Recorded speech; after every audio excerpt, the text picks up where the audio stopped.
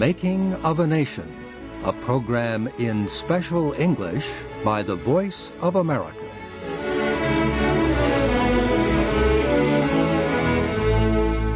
The United States played a small part in world events during the 1800s. At the beginning of the 1900s, however, it expanded its interests throughout the world. America's president at that time strongly supported the expansion. He was Theodore Roosevelt. I'm Frank Oliver. Today, Shirley Griffith and I complete the story of America's 26th president.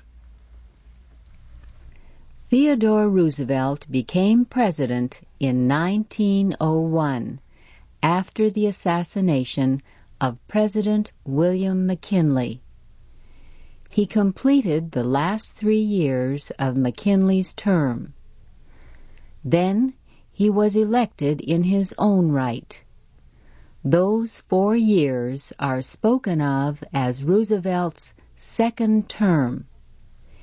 It was during this second term that Roosevelt gained his most important foreign policy success. He negotiated an end to a war between Russia and Japan. Later, he was asked to settle another international dispute. At issue was Morocco. In 1904, France and Britain signed an agreement on North Africa.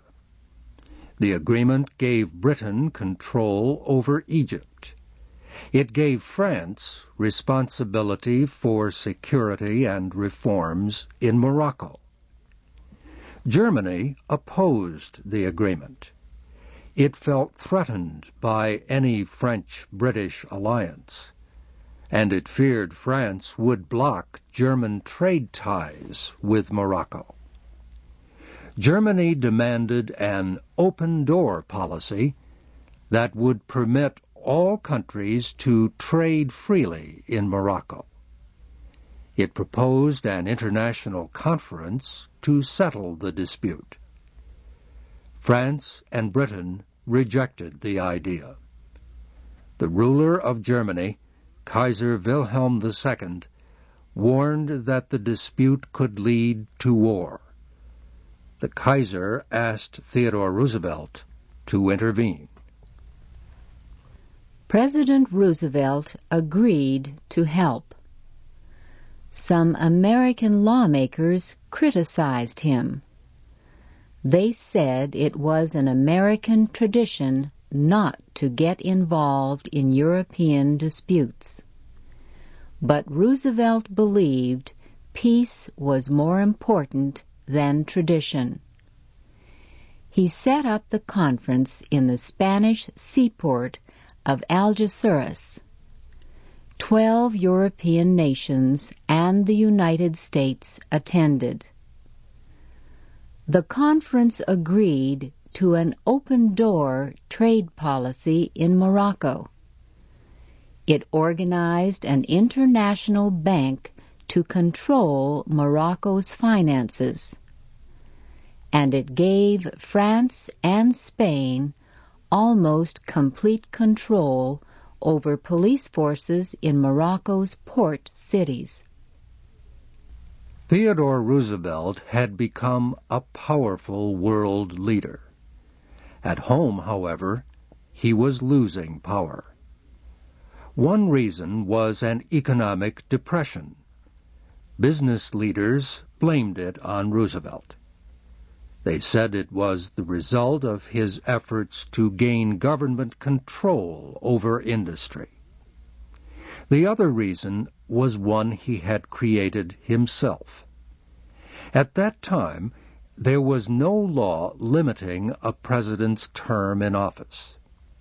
But America's first president, George Washington, had established a tradition of only 2 terms. When Theodore Roosevelt won the election of 1904, he announced he would not be a candidate in 1908.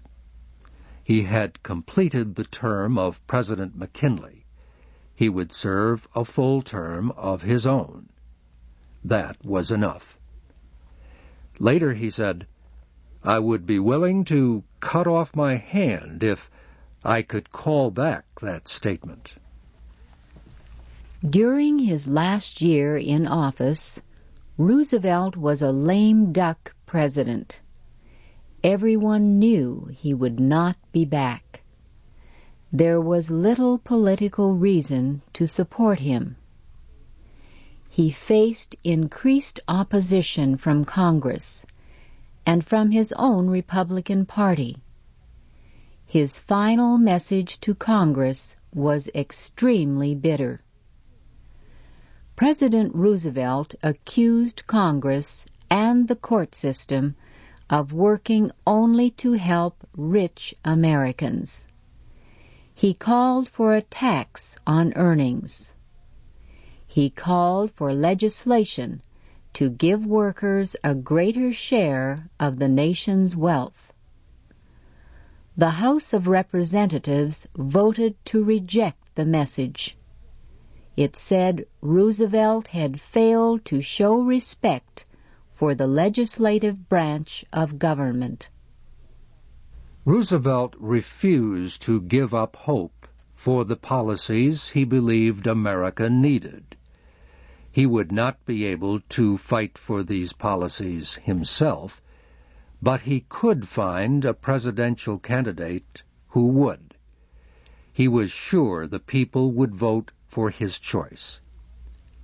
He decided on his close friend, Secretary of War William Howard Taft. Taft had spent most of his life in government service. He had been a judge in both a state court and a federal court. He had been a lawyer in the Justice Department. And he had been governor of the Philippines. There was one problem, however. Taft did not want to be president. He really wanted to be Chief Justice of the United States.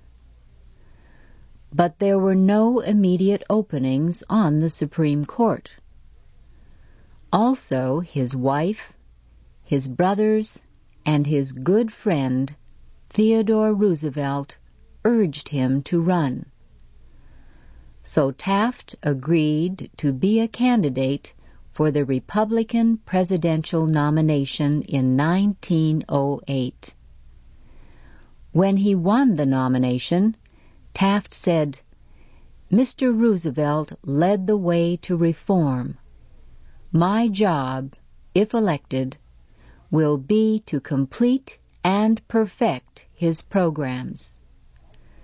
The Democratic Party nominated William Jennings Bryan.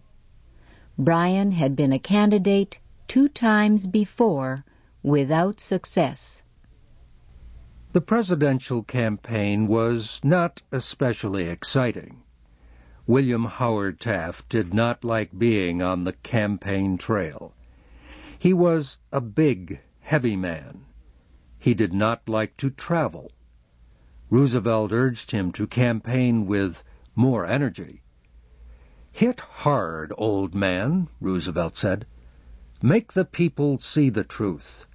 Let them know that, for all your gentleness and kindliness, there never existed a man who was a better fighter when the need arose."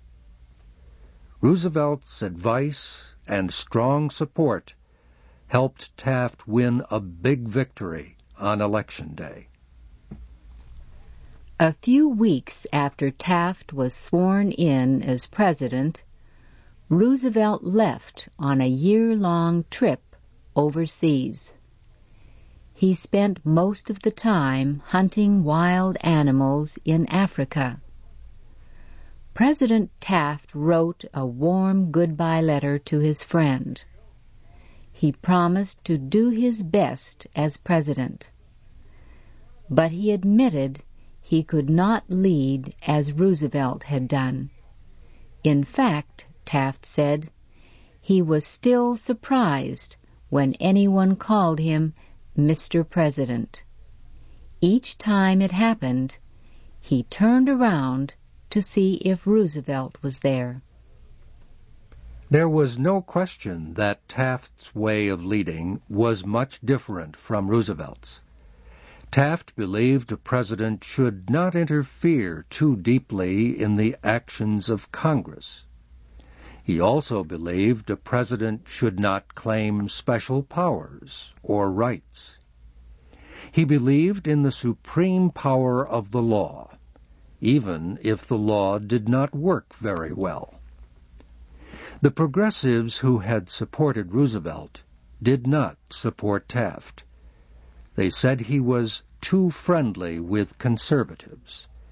They said he had surrendered to special interest groups. Taft, for his part, did not like progressives.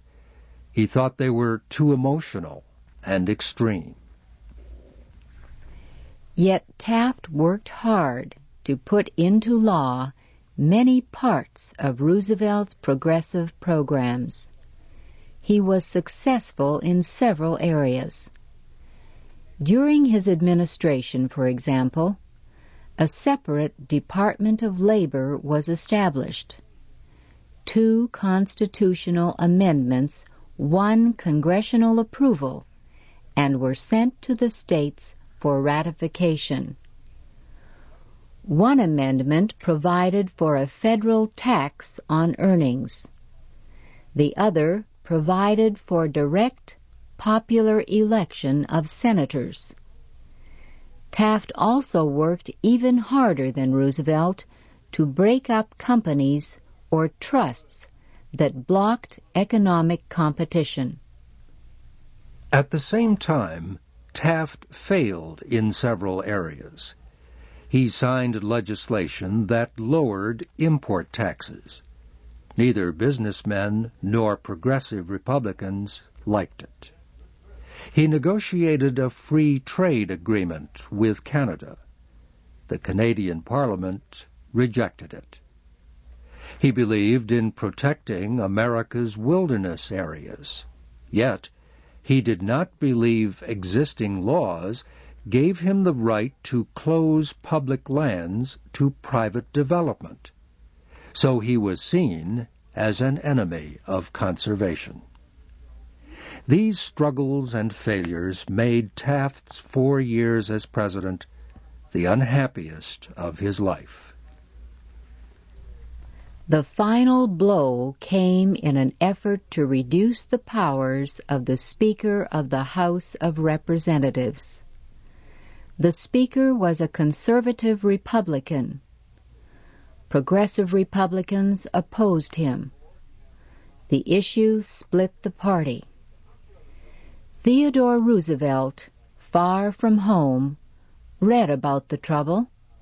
He had promised to stay out of politics. But each of the opposing groups in his party had asked for his support.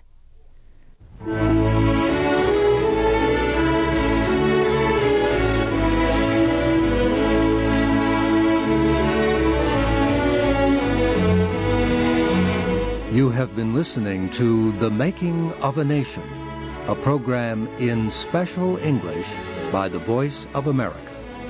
Your narrators were Shirley Griffith and Frank Oliver. Our program was written by Frank Beardsley.